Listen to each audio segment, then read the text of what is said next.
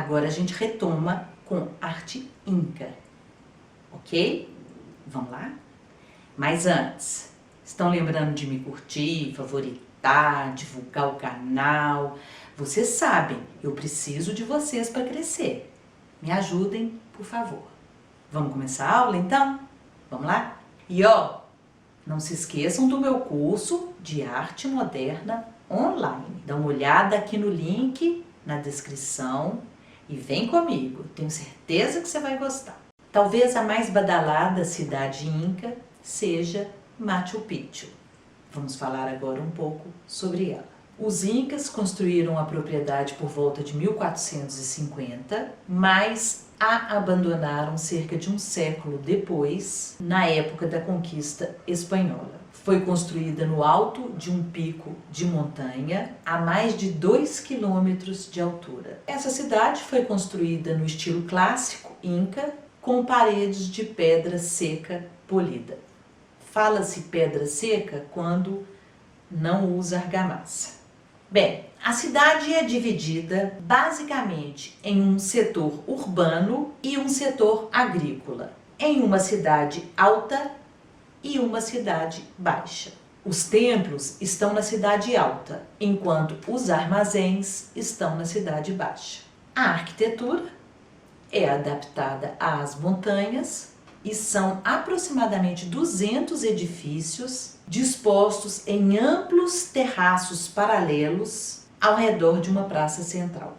Sistemas sofisticados de canalização irrigavam os campos e escadas de pedras colocadas nas paredes davam acesso aos diferentes níveis do local. Pensa-se que a seção oriental da cidade tenha sido residencial e a seção ocidental, separada pela praça, acredita-se ter sido para fins religiosos e cerimoniais. Vamos falar agora de uma estrutura muito importante de Machu Picchu, chamada Intihuatana.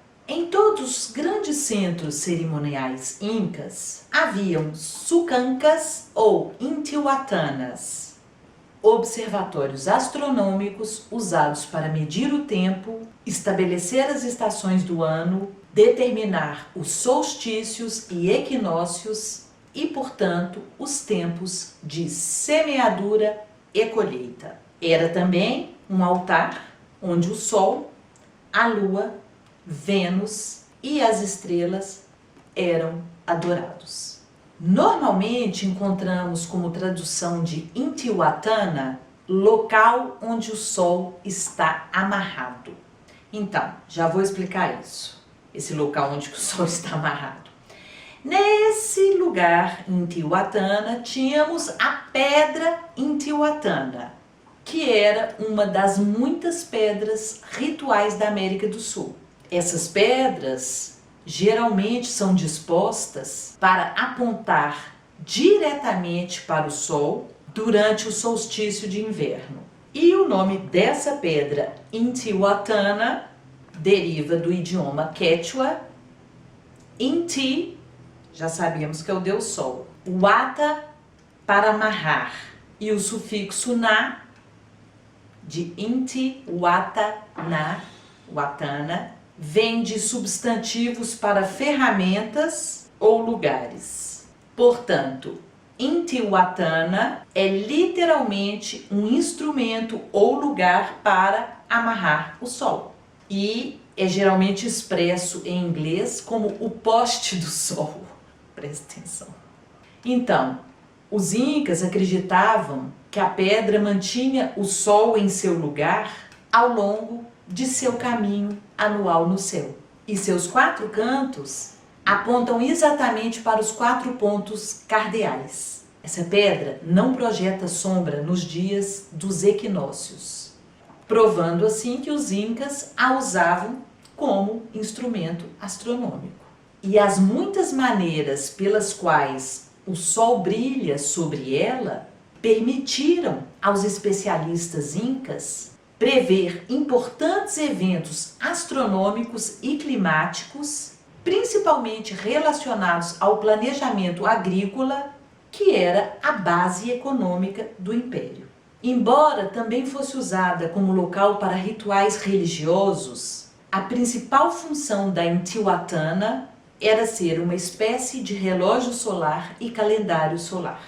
Provavelmente era um calendário, né? Já que os incas não possuíam linguagem escrita.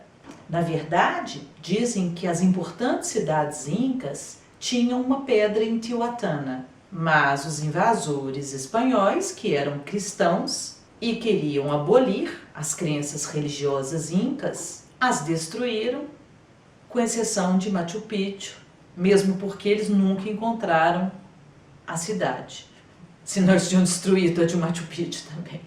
Outro edifício muito importante da cidade de Machu Picchu é o templo principal, chamado Huayarana, uma construção retangular de apenas 3 paredes e, em alguns casos, possuía uma coluna do lado que não possuía parede, mas estava ali para sustentar a viga que sustentava o teto. Tem 11 metros de comprimento e 8 de largura e suas paredes têm 90 centímetros de espessura. Possui 7 nichos trapezoidais em sua parede central e 5 em cada uma das suas paredes laterais.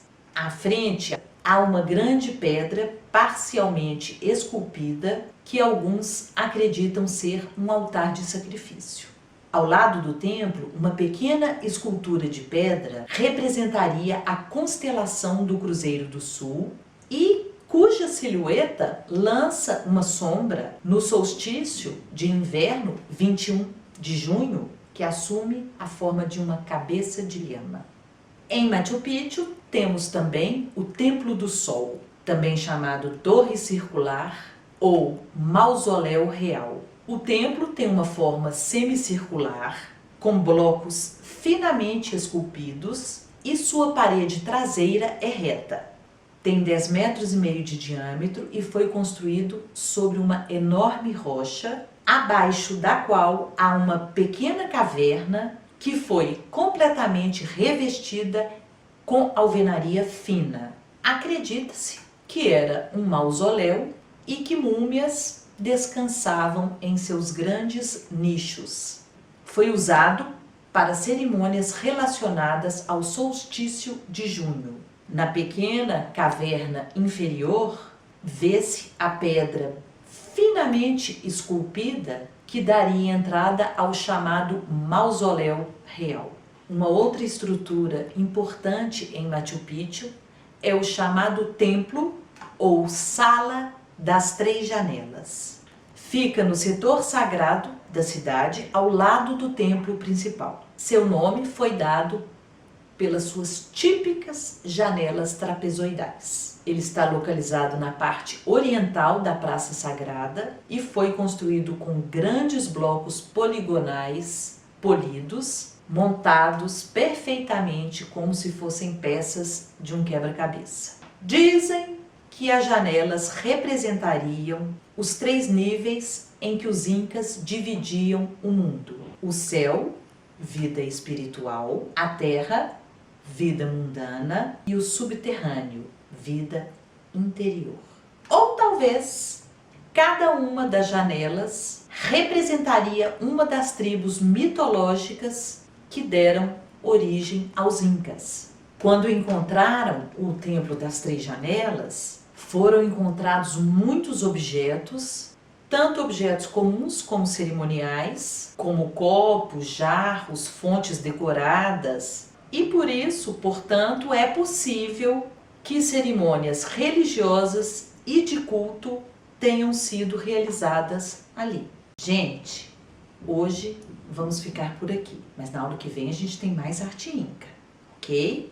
E aqui, se você está curtindo minhas aulas, se tem sido bom, informativo, divertido e esclarecedor, não agradeça a mim. Agradeço o pessoal que tem contribuído lá no Patreon, que investe o seu rico dinheirinho para fazer esses vídeos acontecerem. Vocês são uns amores. Beijo, obrigada, tchau.